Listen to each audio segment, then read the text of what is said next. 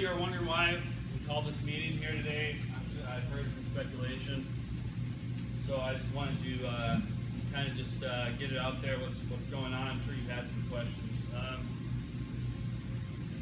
Last November, Jim Delp came out here and talked to me, and we had a meeting. Maybe some of you saw that take place. And at that time, he informed me that Ligon has decided to no longer produce cylinders in California. The working date that they would like to see us done manufacturing here is May 1st. So this isn't great news for any of us. I wasn't expecting it. Matter of fact, I prepared a whole 2020 plan and delivered it to a room full of people that knew that we were probably being closed down at the time. But that's the way it's come down. I'll give you some more background. Angelica is going to pass out some forms. There's a legal requirement when you shut down a plant. It's called the WARN Act. You have to give at least 60 days notice. We're giving about 90 days notice, and actually maybe more, depending on how this goes. So why did they make this decision? Because one thing is, because of a lot of foreign competition, we have lost the larger end of our market to some Chinese and Korean companies, and so CB and GBI have seen about a 50 to 60% reduction in business. And you can say, well, what does that have to do with us, right? Because we've grown over the last several years. But what they decided is that they had to shut down at least one plant. And in order for us to manufacture everything we sold here in California, we would have to invest in infrastructure in the building. And it didn't make sense to them to invest in California and build a bigger building and shut down 2 other plants in the Midwest that are half empty already. And that's unfortunate, but if you take us out of the mix, I guess you can see why they chose that.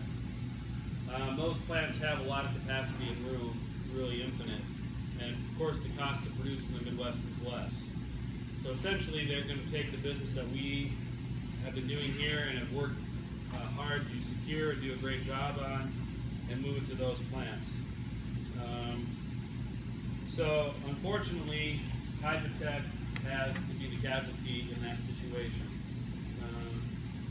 And that, again, that's not good news for any of us. So what does that mean to every one of us here? Well, we're not closing until May 1st at the earliest, right? So we're going to stay open until May 1st. So you'll have 90 days to, to look for work. I have already spoken with the Workforce Development Board, and as maybe some of you know, I'm also the chairman of the San Joaquin Valley Manufacturing Alliance, and I have contacted some people there, and I've already gotten inquiries about employees. And so we may do a job fair here. We're talking to those guys about them coming in here to do a job fair, but otherwise, I feel like I will have lots of opportunities presented to me through the SJVMA and through the Workforce Development Board. And I'm just personally saying that I will do whatever I can to help this transition. And I've started working with them last year already when I found out about this. I talked to Jim about this. If anybody here, especially those employees with experience, has ever entertained relocating to another place in the Midwest or in New York, Buffalo, that is an option that would be open to you. And they would cover the expense of moving as long as you agree to stay there for, I think their standard is 3 years. So if any of you aren't geographically tied to this area or have wanted to experience all 4 seasons or whatever that would look like, you should talk to me about that. And they would be willing, especially those guys with experience building cylinders. That's a hard thing to come across and takes a long time to train. And so if any of you have interest in that, I know that's kind of a a hard thing for a lot of people, but we have a plant. Just so you know, we have a plant in Kansas City, or I'm sorry, in Great Bend, Kansas, which is west of Wichita. We have 3 plants in Iowa, 1 plant in Wisconsin, and 1 in Buffalo. So anyway, if that is of interest to any of you, and if you think about it over the weekend and you think, I might be interested in that, see me about that, and we can talk about it. And I know that's a kind of a far-fetched, but you never know. Maybe somebody is looking for that. Of course, the cost of living in these areas is a lot less, and the crime rates are low because they're mostly in rural areas, and so there is some benefit to that.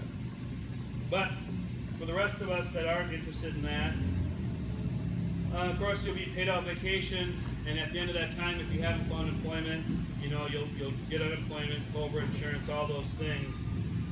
And I really do feel like the market is still very strong. And I know that through my time with the SJVMA, everybody is still looking for employees, especially skilled employees. So I really am optimistic that at the end of this time, most of us will have one of their opportunities. Is there a severance package for only the ones that big ones? Yeah, at this time there isn't a severance package, partly because the group is losing money. So I don't know how open that's going to be, how open they're going to be to that, because the cylinder group is losing money because of this problem, and so that's why the 90 days notice, in the hope that we can just help people relocate. But yeah, at this time there isn't. I wish I had a different answer to that question, honestly. Also, you will be, obviously you'll be allowed to take any amount of time off needed for job interviews or that sort of thing. So you just got to let your supervisor know, and that's just open, right? So if you have a job interview, just let us know. Obviously, we want to encourage that. Also, personally, especially those guys that I know, but even if you're, any employee here in good standing, if you want to use me as a personal reference, or even need a letter of recommendation or any of those things, you can see me about that. I'm sure that's true of a lot of the managers here, but as personally, from my standpoint, I would be happy to do that. For you guys, if it helps, right? And I know people at other companies, and if I can, if me calling them up and saying, hey, this is a really great employee, is going to help, then I'm happy to do that. And so, May 1st is our working date, but there's a chance that that'll slip. We're moving some production to other plants. It may take a while. So there's a good chance we may have to slip that out a little bit. And there also may be a chance that I will approach some of you individually and see if I can talk you into, some way to, maybe some incentive to stay longer, depending on the needs of the company in the transition. I don't have all those details yet, but as it becomes more clear, I'll talk with you directly. And the way the WARN Act works, if we push this date out, then we will present you with another notice saying, hey, this is the new date. And but what I would say is, I don't have any expectations of, if you have opportunities, then I would say that should be your first thing. So are you encouraging to stay the distance, or are you encouraging to? Are you asking me as a current employee or as a person? As an individual? As an employee of the company, that's I'd say it would be optimistic. Yeah, I would say it would be helpful if you could, but I would also say as just a human being, if you have an opportunity, I would hate for you to pass up an opportunity, because you got to worry about, we all have to worry about ourselves and our families and that sort of thing. One more question. Yeah. Have you guys put the place up for business as far as selling, not just the equipment, but or maybe a job shop to come in here, or something like that? All the machines, Yeah, the machines will probably be relocated to other plants for the most part, and most of them will follow the business. So, the robots will go where the genie business goes, etc. As far as what will be done in this building, odds are at some period of time, maybe it's a year from now, we won't, we still may sell out of the West Coast, we may still do some things in the West Coast, but we're not going to manufacture, so we wouldn't have all this infrastructure and overhead. Again, manufacturing and manufacturing buildings are are not in abundance and they're hard to build. So I would guess that there's a good chance a manufacturing company would move in here.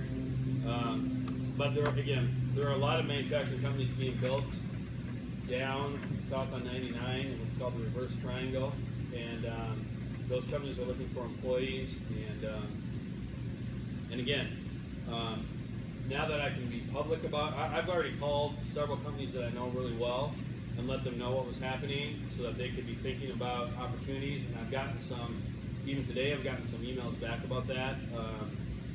Some of these companies that are looking for employees, and now that I can be public about it, I think that'll increase a lot, and I think we'll have a lot of opportunities brought our way because good employees are hard to find, and we know that, right? One of the things keeping us from growing was trying to get enough good employees in here, and we have our core group, but to add 10 more great employees was a struggle. We probably hired 70 people to try to get 5 good ones. That stayed and came in every day and learned. But obviously, you guys are here, and you're the good employees, and it's not great news. And I wish I had something else to say. And obviously, I pushed back and tried to argue, but it's hard to argue our point. So there'll probably be questions as we go forward. I've kind of told you now everything I know currently. Obviously, this this is a Ligon decision, and I am giving you as much as I know about it today. And as more information becomes available, I will share that with you. Any other questions at the moment? Yeah, where's Kevin? Kevin is off today. Yep.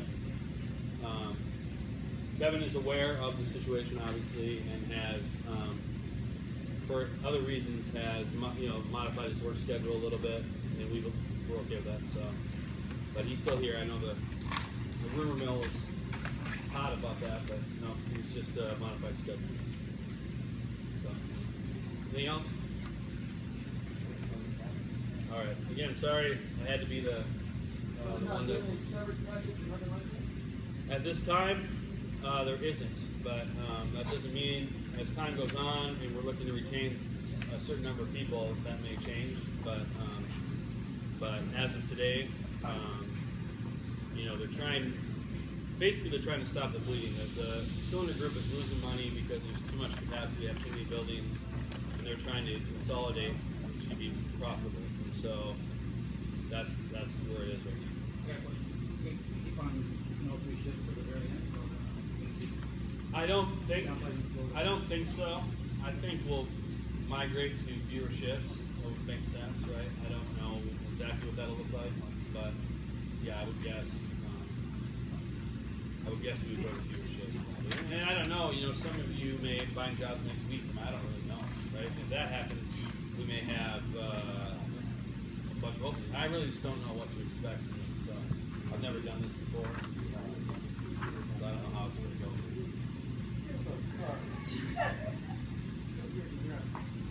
Okay, well, again, sorry to hear that. If you have any thoughts over the weekend, we can talk about this next week again.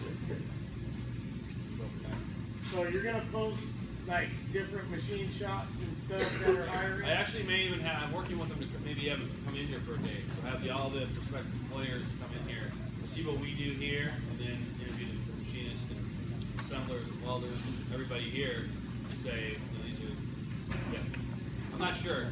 The Workforce Development Board has hinted that they'd be willing to do that for us, which would be nice. So, and then they have a bunch of other resources as well. So. Because 9 times out of 10, everybody's kind of